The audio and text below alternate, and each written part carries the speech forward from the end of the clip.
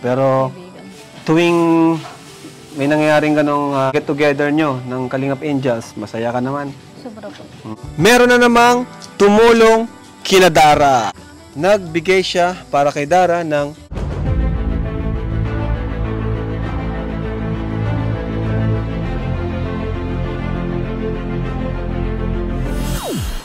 Ayun! What's up guys? Muli, welcome to my YouTube channel. Ito po si Kuya July, ang inyong katugang, ang inyong kalingap.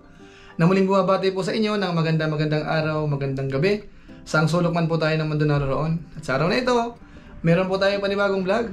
Pag-usapan po natin yung patungkol po sa vlog ni Kalingap Rab dito po kay Dara, yung pinaka-latest po. Bali nasa part 25 na po si Kalingap Rab po dito. At sa pagkataong ito, ang i-highlight po natin dito ay yung patungkol po sa sorpresa kay Dara. At syempre, yung update po nung kanyang pabahay. At bukod po dyan, ano naman kaya masasabi ni Dara dito po sa mga Kalingap Angels kapag ho sila ay nagkikita-kita. So pag-usapan po natin yan niyamin ng konti. Pero bago po yun, konting paalala po si Kuya July. Baka sakaling meron pa po ditong hindi nakasubscribe sa ating YouTube channel, huwag natin kalimutan, July Paunil. Tapos pakipindot po yung notification bell button para lagi po tayong updated sa aking mga video upload. So maraming salamat po sa inyo. Tapos yung ating Facebook page, yung July Paunil 2.0, sana masuportahan din po natin. Paki-follow po, tapos paki-panood yung mga video upload po natin doon. So maraming salamat po sa inyo. At siyempre sina Kuya Bal Santos Matubang, sina Kalingap Rab, sina Ate Edna Vlogs, sika po si Japper Sniper, suportahan din po natin. So maraming salamat po sa inyo. Ngayon, tuloy na po tayo. Pag-usapan na po natin yung isa po sa mga binablog ni Kalingap Rab na kung saan po ay parang trending talaga, yung marami pong nanonood. Ito po ay walang iba kung hindi po si Dara. Dahil siya po ay nagugustuhan na rin po ng mga viewers po ng Team Kalingap. Kaya nga po sa lahat ng upload ni Kalingap Rab patungkol po sa kanya, nagiging maganda po yung views mga Kalingap, mga katugang po natin. Ngayon po, dito sa episode na ito, gawan po natin ng reaction video yung nakaraang vlog po ni Kalingap Rab sa kanya kahapon. At uunahin po natin yung update po muna ng pabahay. Panoorin po natin, ito po yon. Na-finish na po dito sa labas. Poste, konting finish na lang po sa poste. Tapos yung bintana, yung iba di pa na-finish. Pero ito, kitang-kita na po, napakalinis po ng pagka-finish ano. Yung pinto, di ko alam kung nakakabit na. Sa tingin ko, hindi pa ata. Kasi matalis muna sila.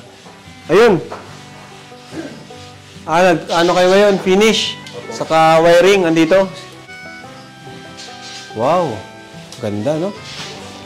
At talagang okay na mga kalingap. Napi-finish na po sila dito. Wala pang kisame ka lang kayo mga kisame. Pagka, ano po ko pagkatalis po, pagka plasterin ko lang ulit yung loob. Hindi na po karang kisame. Ano ngayon? Wednesday ngayon. Opo. So dapat ngayong week, makakisame kayo at makatiles na kayo. Kaya naman po karang. Kaya naman? Opo. Kasi itong pinakamatagal ata, no? Itong pagpalitada, no? Palitada. Itong pag-finish. Finish, ano? Saka hamba. Nandito, tinan mo.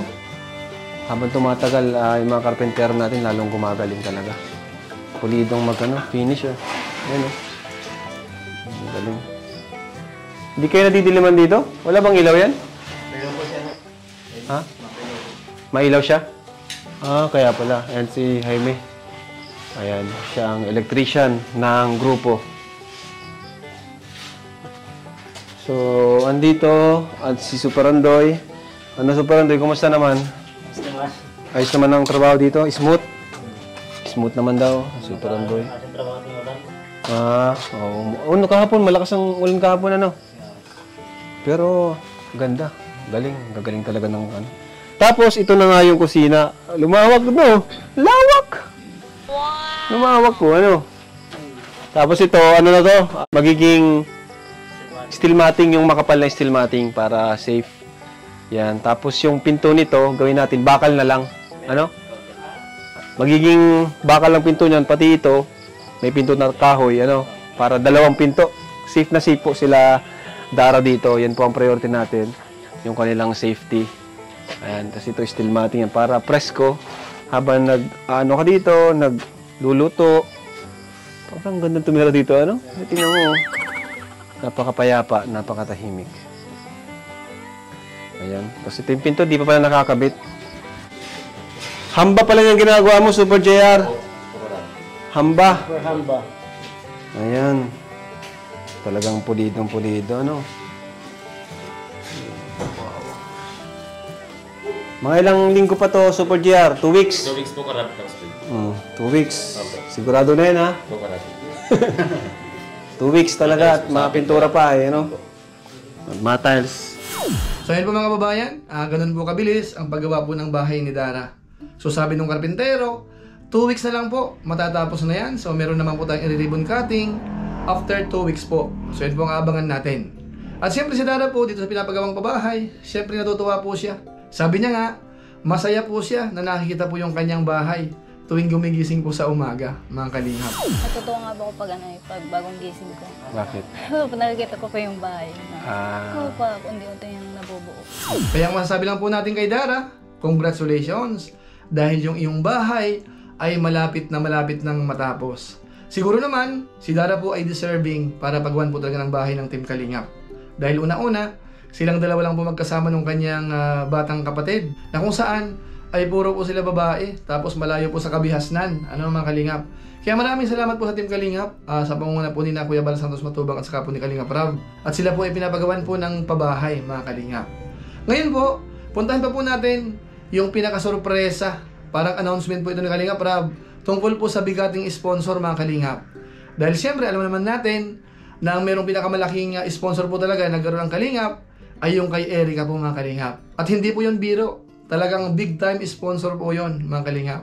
Kaso nga lang po, hindi natuloy. Binawi rin po yon. Pero sa pagkakataong ito pong sponsor ni Dara na kahit paano po ay nagbigay ng malaki-laki, malaking tulong po ito mga Kalingap. Ito po, panoorin po natin. Ayan, at so ito na yung announcement natin mga Kalingap dahil meron na namang tumulong kina Dara. Ayan, palapakan natin.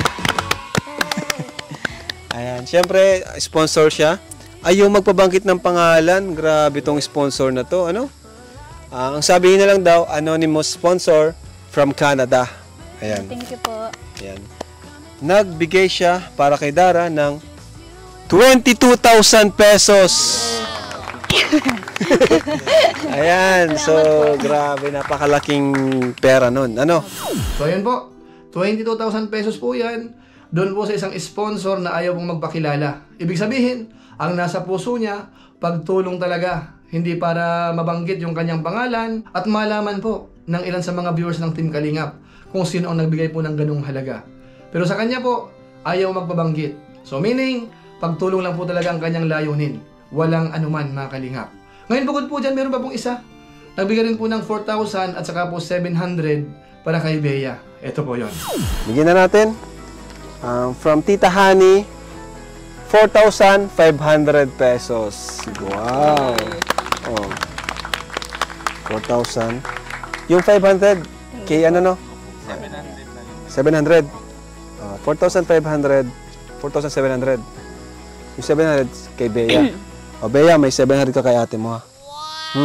O, kay Bea daw yan. Salamat po. Wow. So yan po mga Kalingap, maliwanag po na 26,700 ang bagong tulong po kay Dara na natanggap po mga Kalingap. At tayo po ay saludo po sa kanila. Kaya pasasalamatan natin yung dalawang sponsor na yan na tumulong po kay Dara. So maraming salamat po sa inyo. At syempre po hindi mawawala yung pagpapasalamat din po ni Dara. Pakinggan po natin siya. Hello po, Tita Canada. Oh, from Canada. From Canada. Thank you po sa 22,000. Sana po pagpalain kayo ng Panginoon. Maraming salamat po sa patuloy na pagsusuporta sa akin at sa pagbigay nitong pera. Maraming salamat po sa inyo. At kay Tita Honey, maraming salamat po sa 4,700. Maraming salamat po. Pagpalain din po kanyang Panginoon. At kayo din po, sa iyo din po Kuya Rab. At sa kay Tita Edna at kay Kuya Bal at sa K-Boys na nagpapasaya sa akin. Maraming salamat po. At sa mga viewers at sana hindi po nagsawang bigyan kami ng sponsors, pagsusuporta at sa mga nanonood. Maraming salamat po. Yay! Woo! So ayun po ang pasasalamat po ni Dara mga Kalingap. At syempre hindi po makakalimutan din sina Kalingap Rab, sina Kuya Bal Santos Matubang na sila ang pangunahing tumutulong po sa kanya. Ano po? So congratulations muli kay Dara dahil ang iyong bahay ay malapit na pong matapos. 2 weeks na lang po. Saglit na lang po yan mga Kalingap natin. At aabangan natin yan yung pinaka-ribbon cutting. Ngayon po sa pagkakataong ito, isingit po natin yung patungkol po sa Kalingap Angels. Dahil alam naman po natin na si Dara po ay member ng Kalingap Angels. At meron pa pong mga aspiring mga Kalingap na kung saan ay hindi pa po nasasama sa kanila. Pero sa ngayon po, tanungin po natin si Dara kung ano naman daw po ang kanyang nararamdaman kapag ka po nami-meet yung mga kapwa Kalingap Angels. Ito po, panoorin po natin. Ayan. Kumusta naman, Dara, yung pagkikita-kita nyo ng panibagong mga angels? Masaya, nag-enjoy ka ba? Sobrang nag-enjoy po. May panibagong nakilala. Pero Kaibigan. tuwing may nangyayaring ganong get together nyo ng Kalingap Angels, masaya ka naman. Sobra po. Doon ka nalilibang, ano? So ayan po mga babayan, nag-i-enjoy po si Dara kapag ka po nami-meet yung mga Kalingap Angels members. Ano mga Kalingap? So lalong-lalo na po siguro yan kung sakasakaling mapapasama na po si Carla, si Beyonce, tapos si Peñel, baka sakali mga Kalingap, ano? At saka marami pa pong iba, yung mga darating pa, na sa ngayon hindi pa natin napapanood. Dahil alam po natin, ang pagtulong ng Team Kalingap ay hindi po humihinto. So sa malamang, ang Kalingap Angels po dyan ay dadami ng dadami. Na kung saan ay gusto naman po ng mga viewers natin, mas natutuwa po sila kapag marami. Kaya nga po yung iba, parang nalulungkot. Kapag po nababawasan, nalulungkot po yung iba. Kaso nga lang po, minsan, sa hindi inaasang pagkakataon o kaya mga kadahilanan, wala po tayong magagawa, wala po magagawa si Kalingap Rab. Kung talagang ayaw, talagang hindi po nila kontrolado po yung mga Kalingap. Kung ano po ang present Kalingap Angels, siyempre, yan po ang sinusuportahan po ng mga Kalingap supporters din. Ano, mga katugang mga Kalingap. So siguro po, yung reaction video po natin sa ngayon, yan na lang po muna.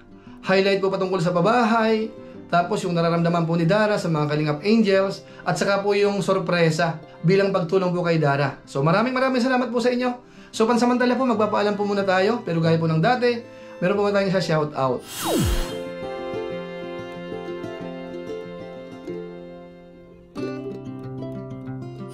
Tapos maraming salamat din po sa ating mga kasamaan sa COOS, Kalingap, OFW Organic Sponsors, sa inyo pong patuloy na pagsuporta po sa mga pabahay program ni Kuya Bal Santos Matubang at saka po ni Kalingap Rab. Ang isa po dyan, ito pong pabahay kay Dara. Isa po tayo sa sponsor po niyan, mga Kalingap. So maraming salamat po sa aking mga kasamaan sa COOS. Sana wag po tayong magsawa sa pagtulong po sa mga pabahay program ng Team Kalingap. Ano po? So maraming salamat po sa inyo. At siyempre sa ating mga viewers, yung masugid na taga-subaybay po ni Kuya July, hindi ko po kayo nakakalimutan. Maraming salamat po. Lalong-lalo na po yung masipag manood ng ating mga video upload sa ating YouTube at saka po sa ating Facebook page, yung July Paunil 2.0. Maraming salamat din po yung mga nagla-like po dyan. Masipag mag-share ng ating mga videos. Kamukha ngayon, kung inyo po nagustuhan, pwede po nating i-share. So maraming salamat po sa inyo. Lalong-lalo na po yung mga hindi po nag-skip ng ads. So maraming salamat po sa inyo. So muli, ito po si Kuya July, ang inyong katugang, ang inyong Kalingap. Napansamantalang nagpapaalam po muna. Kita-kita na lang tayo sa mga susunod ko pang vlog. Maraming salamat sa inyong walang sawang pagsuporta po sa ating YouTube channel. Pagpalain naman kayo ng Diyos, mabuhay tayong lahat. God bless. Bye-bye!